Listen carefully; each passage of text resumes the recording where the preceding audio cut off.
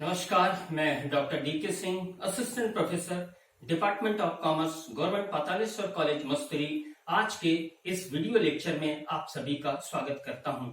छात्रों, पिछले वीडियो में हमने देखा कि विनियोग संबंधी व्यवहारों के लेखांकन हेतु क्रेता की पुस्तकों में इन्वेस्टमेंट अकाउंट विनियोग लेखा, इंटरेस्ट अकाउंट ब्याज लेखा एवं अक्रूड इंटरेस्ट अकाउंट उपार्जित ब्याज लेखा अलग अलग तैयार किए जाते हैं। किंतु जब विनियोग संबंधी व्यवहारों की संख्या बहुत अधिक होती है तो क्रेता के इन्वेस्टमेंट लेजर में एक पृथक विनियोग लेखा स्तंभ या कॉलम के आधार पर खोल दिया जाता है, जिससे ब्याज एवं उपार्जित ब्याज लेखा अलग से तैयार करने की आवश्यकता नहीं होती और एक विनियोग से संबंधित समस्त लेन देनों की जानकारी एक ही स्थान पर हो जाती है। तो आइए आज हम एक विशिष्ट क्रियात्मक प्रश्न द्वारा खानेदार या स्तंभदार कॉलमनार इन्वेस्टमेंट अकाउंट तैयार करना सीखते हैं। 2013 को ए ने 24,000 रुपए अंकित मूल्य के 5% भारत ऋण पत्र स्टॉक 90 रुपए की दर से ब्याज सहित क्रय किए, जिन पर ब्याज प्रतिवर्ष 31 मार्च व 30 सितंबर को देय होता है। मुद्रांक शुल्क व अन्य क्रय के व्यय 20 रुपए तथा दलाली क्रय मूल्य पर 2% चुकाई गई। 1 सितंबर 2013 को 10,000 रुपए अंकित मूल्य के ऋण पत्र 92 रुपए पर ब्याज रहित बेच दिए। इनके विक्रय मूल्य पर 2% दलाली दी गई। 30 सितंबर 2013 को 8,000 रुपए अंकित मूल्य के ऋण पत्र 90 रुपए की दर से ब्याज रहित क्रय किए। मुद्रांक शुल्क व क्रय के व्यय 10 रुपए, दलाली क्रय मूल्य पर 2% चुकाई गई। 1 दिसंबर 2013 को 6,000 रुपए के अंकित मूल्य के ऋण पत्र 94 रुपए की दर पर ब्याज सहित बेच दिए व दलाली विक्रय मूल्य पर 2% की दर से चुकाई गई। 31 दिसंबर 2013 को ऋण पत्रों का बाजार मूल्य 88.5% था। 31 दिसंबर 2013 को समाप्त वर्ष के लिए खानेदार या स्तंभाकार कॉलमनर इन्वेस्टमेंट अकाउंट तैयार करना है। गणना पूर्णांक निकटतम में कीजिए, नियरेस्ट टू रुपीस। तो सबसे पहले कुछ महत्वपूर्ण गणनाएं सबसे पहले देखते हैं। 1 मार्च 2013 को इसने 24,000 रुपए अंकित मूल्य के 5% ऋण पत्र किए, तो इनका निकालते हैं। एक्चुअल परचेज प्राइस ऑन 1 मार्च 2013 24,000 के क्रय किए गए 90 रुपए की दर से 21,600 प्लस क्रय पर व्यय। तो सबसे पहले हम देखते हैं कि दलाली चुकाया गया वो क्रय मूल्य का 2%। तो सबसे पहले दलाली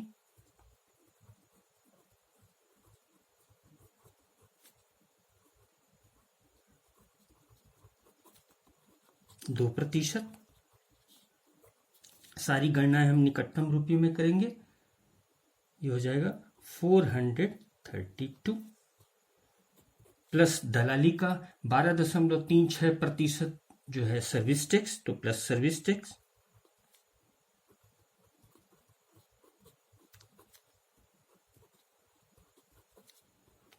12.36%,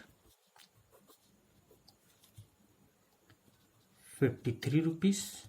और यहां पर देखिए इसने मुद्रांक शुल्क व अन्य क्रय के व्यय के 20 रुपए। स्टाम्प ड्यूटी ये भी क्रय पर व्यय प्लस हो जाएगा। स्टाम्प ड्यूटी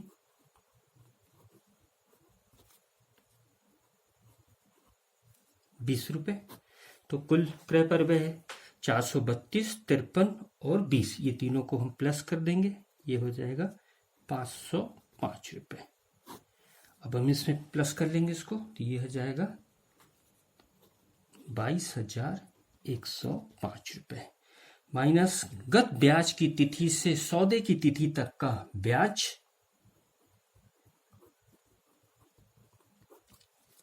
तो गत ब्याज की तिथि देखिए, ब्याज देय होता है 31 मार्च और 30 सितंबर को। तो 30 सितंबर 2012 से सौदे की तिथि 1 मार्च 2013 तक का ब्याज। तो ये 5 महीने का ब्याज हम माइनस कर देंगे। कब से कब तक का है ये है 30 सितंबर 2012 से है 1 मार्च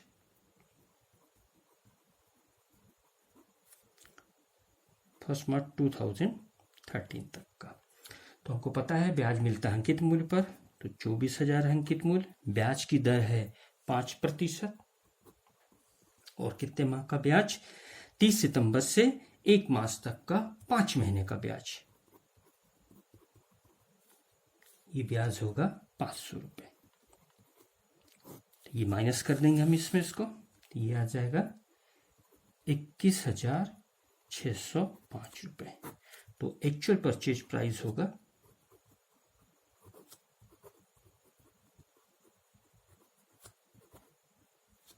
जो है 24,000 के ऋण पत्रों का 21,605 रुपये। फिर हम देखते हैं कि 1 सितंबर 2013 को 10,000 अंकित मूल्य के ऋण पत्र 92 रुपये पर ब्याज रहित भेज दिए। तो अब हम इनका निकाल लेते हैं एक्चुअल सेल्स प्राइस।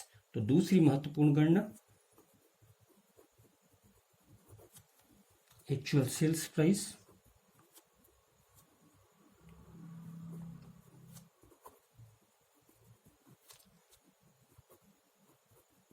फर्स्ट सितंबर 2013 को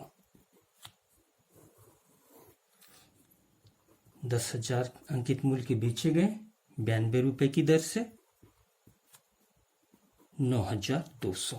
अब हम बिक्री के व्यय को क्या करते हैं? माइनस करते हैं। तो सबसे पहले दलाली चुकाया गया, देखिए जो है दलाली 2% है, यहाँ पर भी विक्रय मूल्य का 2%, तो माइनस दलाली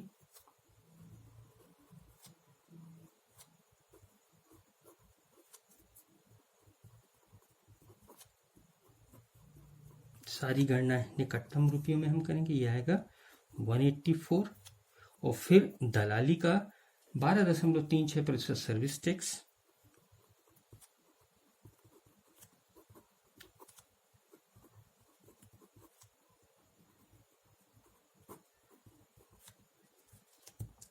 ये होगा 23। ये दोनों प्लस करते हैं तो ये हो जाएगा 207 रुपये। अब 9,200 में तो 207 हम माइनस कर दें तो ये आ जाएगा 8,993 रुपये। ये हो गया एक्चुअल सेल्स प्राइस।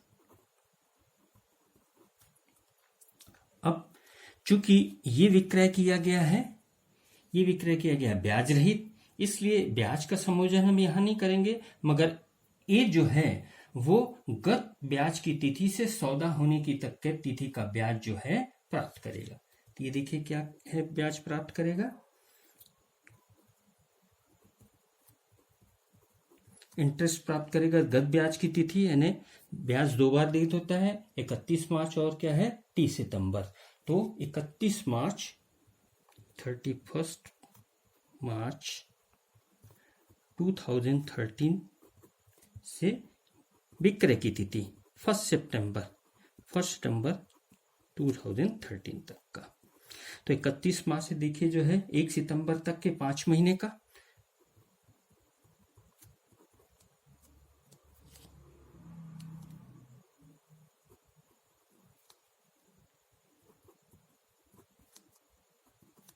ये आएगा 208 रुपये। फिर देखते हैं कि 30 सितंबर 2013 को 8,000 अंकित मूल्य के ऋण पत्र 91 रुपए की दर से ब्याज रहित क्रय किए गए। मुद्रांक शुल्क व क्रय के व्यय 10 रुपए, दलाली क्रय मूल्य पर 2% चुकाया गया। तो अब इनका हम एक्चुअल परचेज प्राइस कैलकुलेट करते हैं।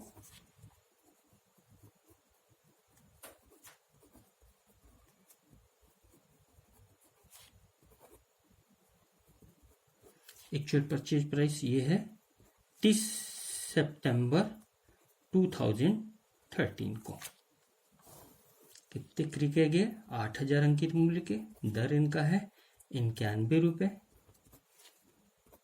7,280। क्रय का व्यय हम प्लस करेंगे तो सबसे पहले देखिए दलाली चुकाया है, ये दलाली चुकाया है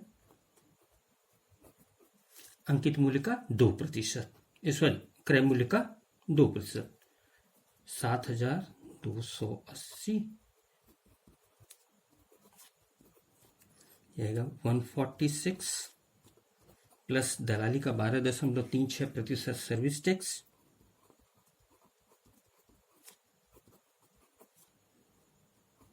$146 इंटू 12.36 18। और देखिए यहाँ मुद्रांक शुल्क का है, मुद्रांक शुल्क यहाँ पर चुकाया है 10 रुपए के।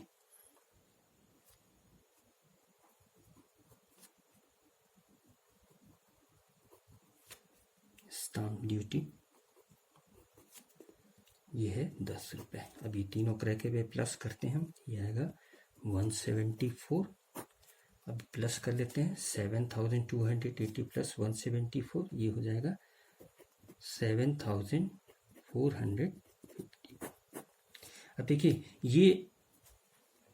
ये क्रय है ब्याज रहित, इसलिए ब्याज के संयोजन की कोई आवश्यकता नहीं। साथ ही एक को विक्रेता को अलग से भी भुगतान करने की आवश्यकता नहीं, क्योंकि देखिए जो क्रय की तिथि और देय ब्याज की तिथि दोनों एक समान है। तो एक को क्रेता को अलग से भी जो है विक्रेता को अलग से कोई ब्याज के भुगतान करने की आवश्यकता नहीं है।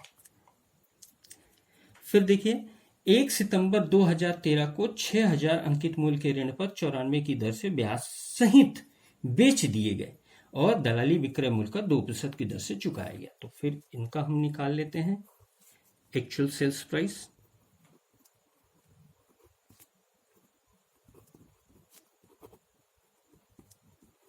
एक्चुअल सेल्स प्राइस ये है 1 दिसंबर को 2013। 6000 अंकित मूल्य के ऋण पत्र बेचे गए 94 रुपए की दर से, यह आ गया 5640 प्लस दलाली के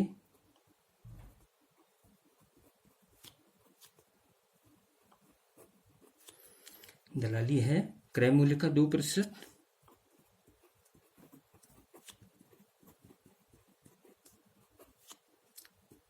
113 रुपए प्लस यहाँ सर्विस टैक्स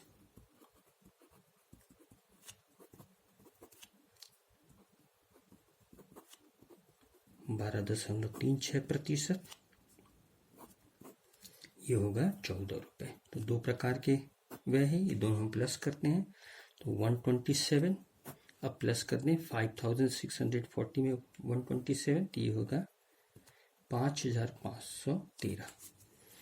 अब ब्याज से ही तो माइनस क्या करते हैं हम, इंटरेस्ट, ब्याज गत ब्याज की तिथि से सौदे की तिथि तक का। तो गत ब्याज की तिथि होगा 30 सितंबर। 30 सितंबर से लेके हम कहां तक चलेंगे, जो है 1 दिसंबर तक का। तो माइनस 30 सितंबर से 2013 से 1 दिसंबर 2013 तक। अंकित मूल्य है 6000, ब्याज की दर है 5% और 30 सितंबर से 1 दिसंबर ये होते हैं 2 महीने, नवंबर, अक्टूबर और नवंबर। ये ब्याज होगा 50। अब इसको माइनस करते हैं हम तो 5463 ये हो गया एक्चुअल सेल्स प्राइस।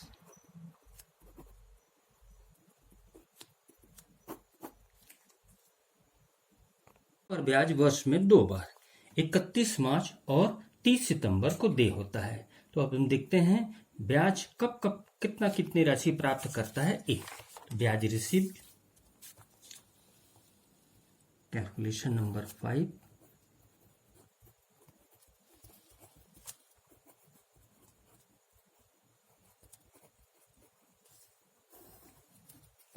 सबसे पहले देखिए ऑन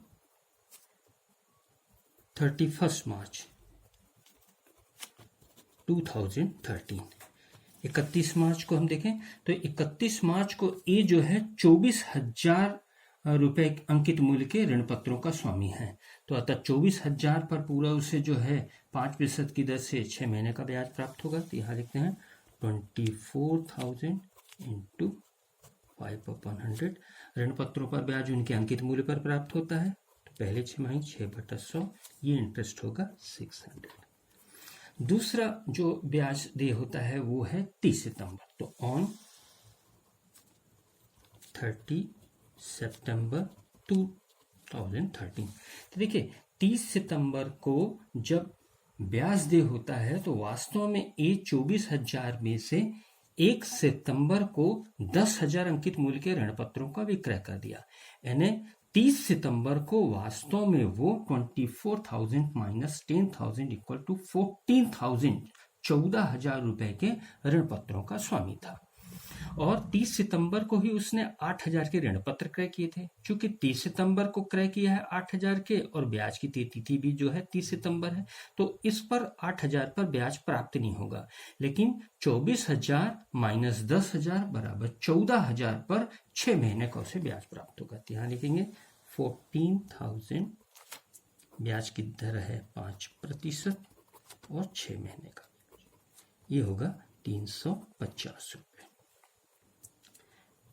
फिर हम देखते हैं कि 31 दिसंबर 2013 को ए द्वारा उपार्जित ब्याज के तहत अक्रूड इंटरेस्ट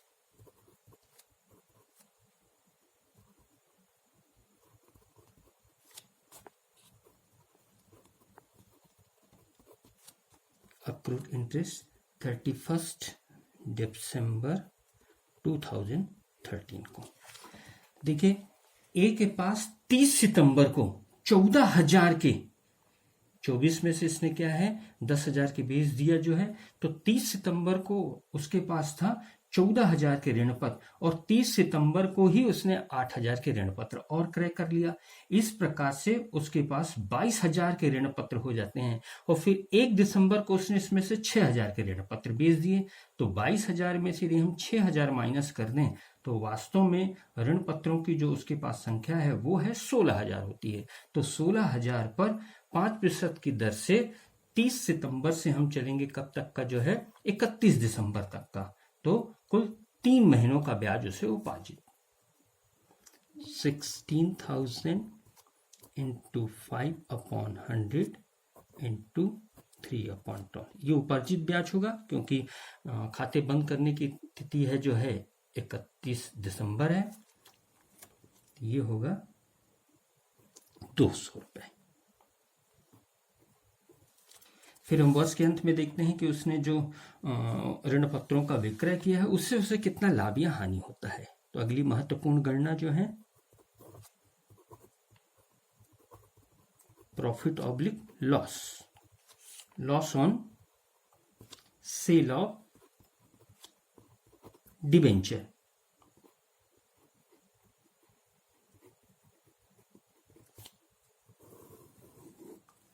सबसे पहले देखते हैं कि इसने 1 सितंबर को 10,000 के अंकित मूल्य के ऋण पत्रों का विक्रय किया, तो इस पर देखते हैं प्रॉफिट एंड लॉस कितना हुआ।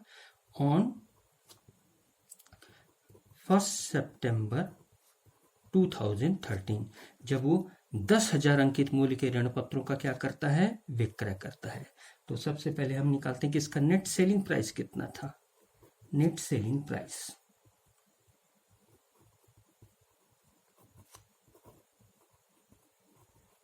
तो हमने 1 सितंबर को जो 10,000 रुपए के ऋण पत्रों का विक्रय किया था उसकी नेट सेलिंग प्राइस हमने कैलकुलेट की थी। देखिए एक्चुअल सेल्स प्राइस हमने निकाला था जो है 1 सितंबर को जो 10,000 रुपए के ऋण पत्रों का विक्रय किया था वो है 8,993 रुपए। तो यहां हम लिख लेते हैं 8,993 रुपए माइनस इसका हम कास्ट माइनस कर दें, minus cost of debenture, minus cost of debenture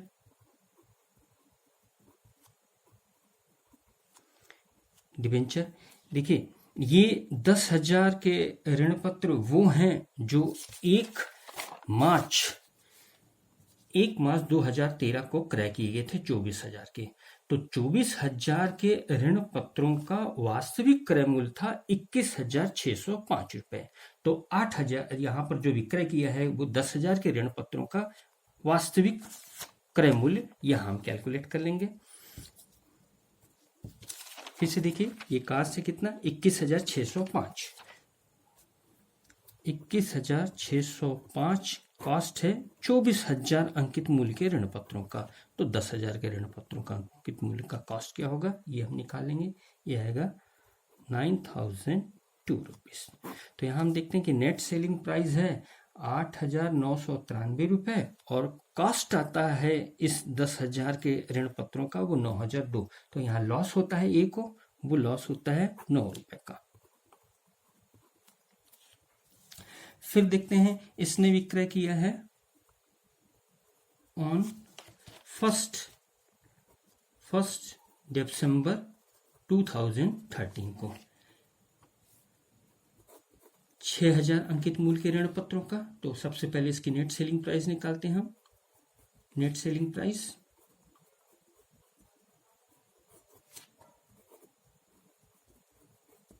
ये भी हमने कैलकुलेट किया था 1 दिसंबर 2013 को जो 6,000 अंकित मूल्य के ऋण पत्र विक्रय किया था, इनका नेट सेलिंग प्राइस हमने निकाला था 5,463 रुपए। तो यहां हम लिख लेते हैं 5,463 रुपए। अब हम माइनस करते हैं यहां पर जो है कॉस्ट ऑफ डिबेंचर।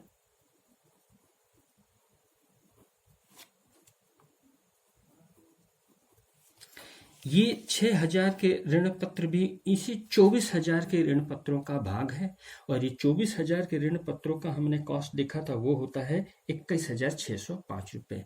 तो 21,605 रुपए कॉस्ट है 24,000 अंकित मूल्य के ऋण पत्रों का। तो 6,000 के ऋण पत्रों का कॉस्ट ये होगा 5,401 रुपए। यहाँ हम देखते हैं कि नेट सेलिंग प्राइस ज्यादा है और कॉस्ट ऑफ डिबेंचर वो कम है, तो प्रॉफिट हो रहा है। ये प्रॉफिट हो रहा है इसको 62 रुपीज का। तो ए को 6,000 के अंकित मूल्य के ऋण पत्रों पर विक्रय पर लाभ होता है 62 रुपए का। अब हम देखते हैं इसका टोटल प्रॉफिट हुआ कितना।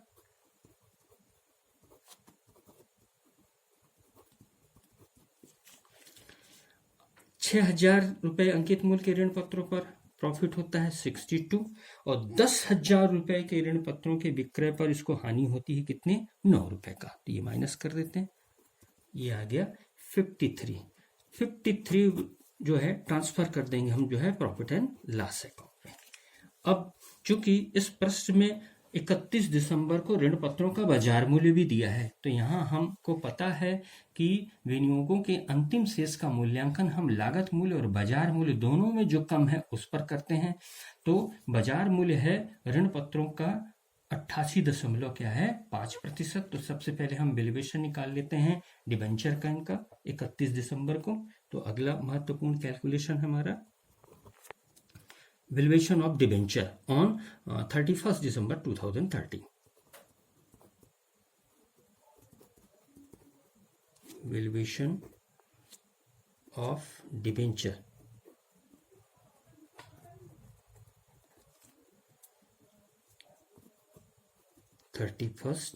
December 2013।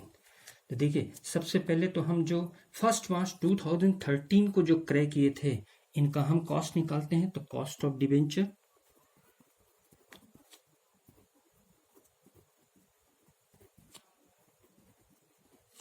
जो क्रय किए गए थे 1 मार्च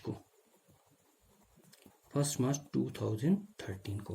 तो देखिए 24,000 के क्रय किए थे, फिर उसने 1 सितंबर को इसमें विक्रय कर दिया कितने का, 10,000 का, और फिर 1 दिसंबर को इसी में से विक्रय कर दिया 6,000 को।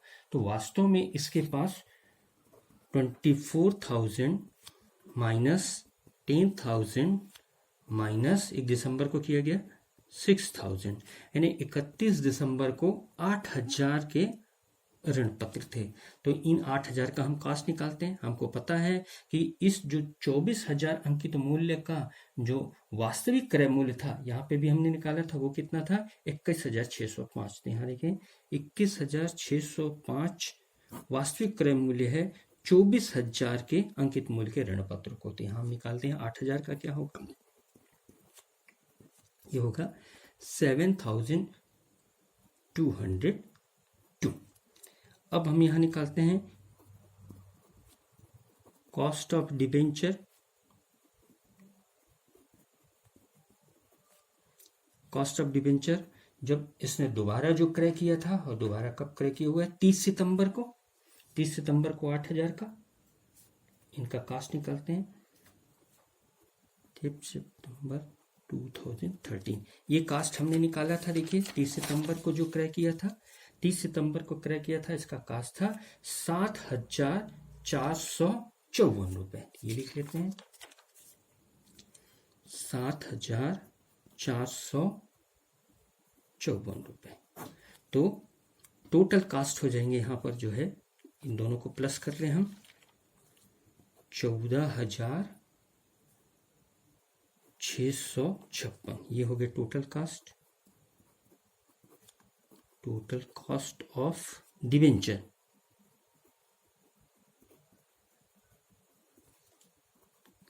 $8,000 प्लस 8,000 इक्वल टू 60। इस 16,000 के ऋण पत्रों का लागत है 14,656 रुपए। अब हम देखते हैं इनका मार्केट प्राइस क्या है। इनका मार्केट प्राइस दिया है, मार्केट प्राइस इनका है 88.5%। तो मार्केट प्राइस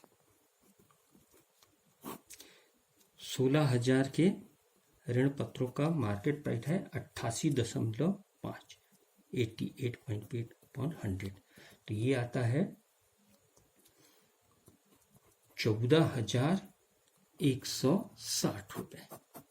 अब देखें कि 16,000 के ऋण पत्रों का लागत है 14,656 रुपए और इनका बाजार मूल्य है 14,160 रुपए। और हमें पता है कि लागत मूल्य और बाजार मूल्य दोनों में जो कम हो उसका क्या है, विनियोग का हम मूल्यांकन करते हैं वर्ष के अंत में।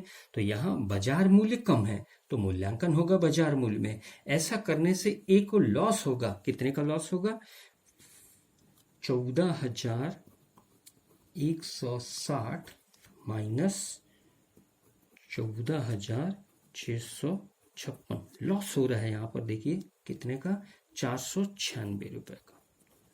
ये 496 रुपए का लॉस होता है। ये लॉस ट्रांसफर हो जाएगा प्रॉफिट एंड क्या है, लॉस अकाउंट में। तो एक लास्ट हम कैलकुलेशन करते हैं कि वास्तव में प्रॉफिट एंड लॉस में ट्रांसफर की जाने वाली अमाउंट कितना है प्रॉफिट एंड लॉस। क्योंकि यहाँ हमने देखा था कि ऋण पत्रों के क्रय विक्रय से वास्तव में उसे लाभ हुआ था 53 रुपए का। यहाँ देखिए 62 प्रॉफिट हुआ था जो 1 दिसंबर को बेचे थे, और जो 1 सितंबर को जो बेचे थे उसमें हानि हुई थी 9 रुपए का। ऐसा करने से लाभ होता था 53 रुपए का और यहाँ हानि हो रही है 496 का। तो प्रॉफिट एंड लॉस में ट्रांसफर होने वाली अकाउंट होगी जो है वास्तव में 496 माइनस 53 इक्वल टू 443, यानी ये 443 रुपए लाभ हानि लेखे में स्थानांतरित हो जाएंगे। तब जनरल एंट्री होगा profit and loss account DR2 investment account. Investment account के क्रेडिट पक्ष में हम लाभ हानि लेखा के रूप में लिखेंगे 443 रुपए। 5% भारत डिबेंचर स्टॉक अकाउंट, खानेदार या स्तंभाकार कॉलमनर इन्वेस्टमेंट अकाउंट। ये आप देखिए स्तंभाकार, ये जो विनियोग लिखा है इसके डेबिट में date, particular, nominal value, interest और कॉस्ट, कुल 5 कॉलम, और क्रेडिट में भी 5 column, date, particular, nominal value, interest और कॉस्ट।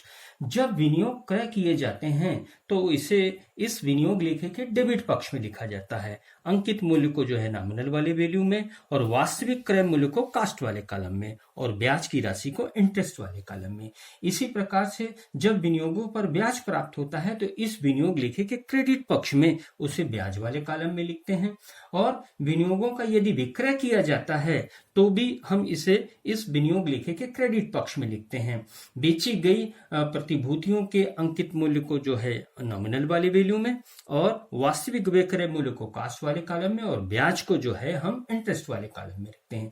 यदि विक्रय से लाभ हो तो लाभ को हम डेबिट पक्ष में कास्ट वाले कॉलम में लिखते हैं, और यदि विनियोगों के विक्रय से हानि हो जाए तो इस विनियोग लेखे के क्रेडिट में हम कास्ट वाले कॉलम में लिखते हैं। और लेखे तैयार करने की तिथि यानी वर्ष के अंतिम तिथि को उपार्जित ब्याज की राशि जो है इस विनियोग लेखे के क्रेडिट पक्ष में हम इंटरेस्ट वाले कॉलम में लिखते हैं और वर्ष के अंत में शेष निकाला जाता है। ब्याज लेखे के शेष को जो है लाभ हानि लेखे में स्थानांतरित कर दिया जाता है और नॉमिनल वैल्यू और कॉस्ट के बैलेंस सीडी करके हम क्या है आगे ले जाते हैं। तो देखते हैं कि सबसे पहले 1 मार्च को जब इसने क्रय किया था 24,000 रुपए अंकित मूल्य के ऋण पत्र, तो हमने लिखा है बैंक अकाउंट, क्योंकि जब एंट्री हुई होगी वो क्या होगा 5% भारत डिवेंचर स्टॉक अकाउंट दिया टू बैंक अकाउंट। तो यहां हम इन्वेस्टमेंट अकाउंट के डेबिट में लिख रहे हैं 1 मार्च को टू बैंक अकाउंट। अंकित मूल्य था 24,000 और इनका वास्तविक क्रय मूल्य वो हमने कैलकुलेट किया था, कितना जो है वो कैलकुलेट किया था 21,605 और जिसपे ब्याज कितने के थे ये 500 रुपए के, ये हमने ब्याज। फिर हम देखते हैं कि 1 सितंबर को इसने क्या कर दिया था 10,000 अंकित मूल्य के ऋण पत्रों को विक्रय कर दिया था। तो अभी हम देखते हैं कि देखिए यह सितंबर जो है फर्स्ट 10,000 के अंकित मूल्य का विक्रय किया, जिनका वास्तविक जो है विक्रय मूल्य था वो कितना था 8,993, ये हमने लिखा 8,993 और इन पर ब्याज था 208, तो ये हमने लिखा था 208। फिर देखिएगा कि 30 सितंबर को इसने फिर 8,000 के ऋण पत्र क्रय किए थे, जिनका वास्तविक जो है क्रय मूल्य कितना था 7,454। तो ये अब देखिए हमने सितंबर 30 बैंक अकाउंट करके लिखा 8,000 अंकित मूल्य और इसका कास्ट कितना था 7,454 रुपए। ब्याज की हमने कोई राशि नहीं लिखी क्योंकि ये 30 सितंबर को क्रय किया गया 8,000 रुपए का ऋण पत्र जो था, एक तो ब्याज रहित था और दूसरा इसकी क्रय की तिथि और ब्याज की देय तिथि दोनों 30 सितंबर थी, तो यहाँ ब्याज कैलकुलेट करने की कोई आवश्यकता नहीं था। चौथा कैलकुलेशन हमने देखा था कि 1 दिसंबर 2013 को 6,000 के इसने ऋण पत्र का विक्रय कर दिया था, तो ये हम विनियोग लेखा के क्रेडिट में लिखेंगे। तो वास्तविक इसका विक्रय मूल्य था वो 5,463 रुपए थे। देखिए दिसंबर 1 बैंक अकाउंट लिखा था क्योंकि जब विनियोगों का विक्रय किया गया था तो होगा क्या बैंक अकाउंट दिया टू इन्वेस्टमेंट अकाउंट। तो 6,000 अंकित मूल्य और वास्तविक विक्रय मूल्य कितना था 5,463 और ब्याज की राशि कितनी की 5,000 की, हमने 5,000 लिखा यहाँ पर। और फिर देखिए इसको इंटरेस्ट मिलता है वर्ष में 2 बार। एक इंटरेस्ट मिलता है 600 रुपए 31 मार्च को, फिर एक इंटरेस्ट मिलता है 350 रुपए 30 सितंबर के क्रेडिट में। ये देखिए हमने लिखा है मार्च 31 बाय बैंक अकाउंट 600 और दूसरा जो 30 सितंबर को इसको ब्याज मिला था 350 रुपए, ये हमने लिखा सितंबर 30 बैंक अकाउंट 350 रुपए। अब देखिए जो है उपार्जित ब्याज हुआ था 31 दिसंबर 2013 को 16,000 रुपए के जो ऋण पत्र 200 रुपए का जो है उपार्जित ब्याज हुआ था, तो ये हमने 31 दिसंबर को लिखा है अक्रूड इंटरेस्ट वाले कलम में 200 रुपए। फिर देखिए 31 दिसंबर हमने प्रॉफिट एंड लॉस अकाउंट लिखा है कास्ट में 443 रुपए। ये लाभ हानि की वो राशि है जो प्रतिभूतियों के क्रय विक्रय और 31 दिसंबर को वैल्यूएशन ऑफ डिबेंचर से जो हानि हुई है उनका। जैसे हम देखते हैं कि प्रॉफिट एंड लॉस में इसमें देखिए था कुल मिलाकर 10,000 रुपए के प्रतिभूतियों से उसे 9 रुपए की हानि हुई थी और 6,000 रुपए के प्रतिभूतियों के विक्रय से उसे कुल मिलाकर 65 रुपए का लाभ हुआ था। तो प्रतिभूतियों के विक्रय से उसे 53 रुपए का लाभ हुआ था। फिर हम यहाँ देखते थे कि वैल्यूएशन ऑफ डिबेंचर में उसे वास्तव में लाभ हानि हुई थी वो था 496 रुपए का, क्योंकि यहाँ पर बाजार मूल्य कम था और लागत मूल्य अधिक, तो 496 रुपए की कुल मिलाकर उससे जो हानि हुई थी। अब इस 496 रुपए में हम 62 रुपए जो प्रतिभूतियों के विक्रय से लाभ को माइनस कर लेते हैं तो हानि रह जाती है 443 रुपए। तो ये 443 रुपए हमने कर लिया प्रॉफिट एंड लॉस अकाउंट में। फिर हम ये ब्याज लेखे का टोटल किए, ब्याज लेखा टोटल 1,408 रुपए, इसमें से हमने डेबिट 500 माइनस किए, तो ये 908 रुपए ब्याज लेखे का क्रेडिट शेष है जो ट्रांसफर हो जाएगा प्रॉफिट एंड लॉस अकाउंट में। फिर हम ये नॉमिनल वैल्यू इनके जो है टोटल बैलेंस निकालिए, 16,000 के बैलेंस थे और जिसका वैल्यूएशन हमने किया था 14,160 रुपए का, ये 14,160 रुपए का, तो दोनों के हो गए 29,059 ये और 29,059। छात्रों आज के वीडियो लेक्चर में बस इतना ही। धन्यवाद।